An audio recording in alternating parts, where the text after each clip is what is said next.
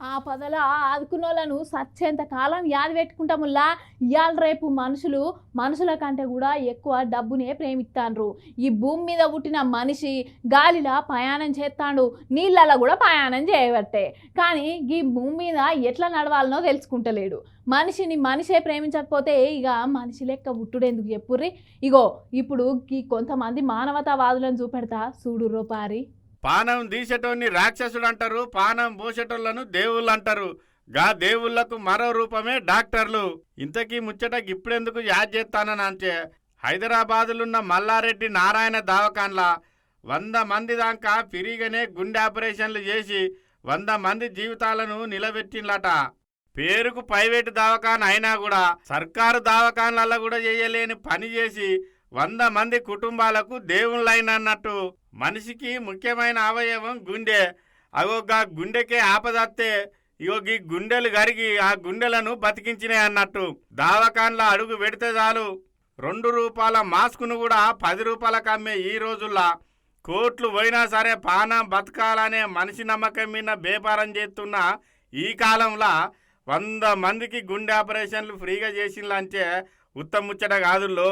ఏదో పుక్కిడికే చేస్తున్నాం కదా అని అత్తర పిత్తర కూడా చేస్తలేరు. గరీబులకు కనీసం అపాయింట్మెంట్ కూడా దొరకని పెద్ద పెద్ద డాక్టర్లు ఎన్నడూ చూడని పెద్ద పెద్ద మిషన్లతోని గుండె ఆపరేషన్లు చేస్తానట.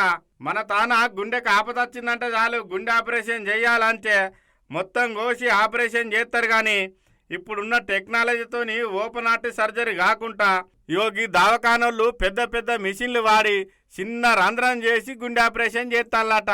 ఇక ఇట్లా ఆపరేషన్ చేసుట్లా ఎక్కువ ఇన్ఫెక్షన్ కాదట.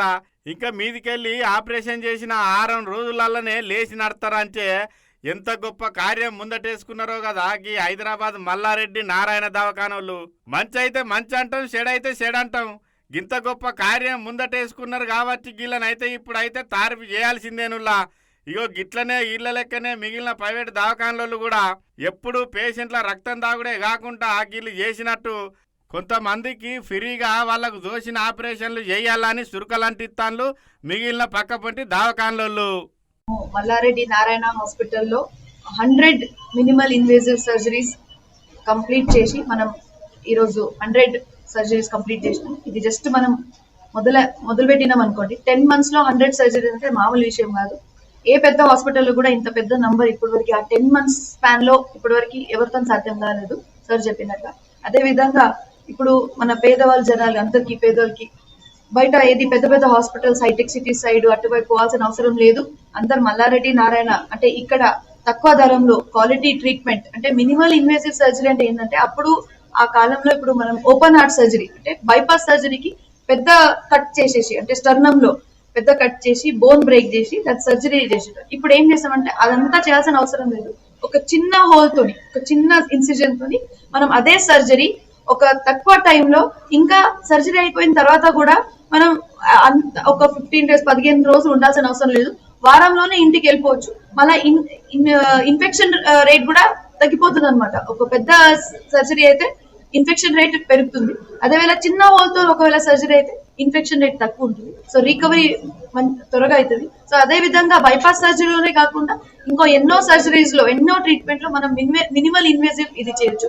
ఇది చేయడానికి ఎక్స్పర్టీస్ అవసరం ఉంది. అంటే ఏ హాస్పిటల్ పడితే ఆ హాస్పిటల్లో చేయలేము. దానికి కావాల్సింది మరీ ముఖ్యంగా ఒక సర్జన్, ఒక మంచి స్కిల్ఫుల్ సర్జన్. సో దానికి మా దగ్గర ఒక టీం ఉన్నారు. డాక్టర్ హర్ష్ బదామి సార్ ఉన్నారు.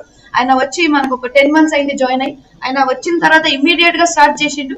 అసలు అప్పటి వరకు ఈ వైప్ ఆఫ్ ద సిటీలో మినిమల్ ఇన్వేసివ్ సర్జరీ ఇట్లాంటి మనం అంటే ఏదైనా ఉంటది అని కూడా తెలియదు. అంతా డబ్బులు ఉండేటోళ్ళకి వాళ్ళకి మినిమల్ ఇన్వేసివ్ సర్జరీ ఇట్లాంటి హై అండ్ టెక్నాలజీ వాళ్ళకి అట్లా సిటీ వైపే తెలుసు.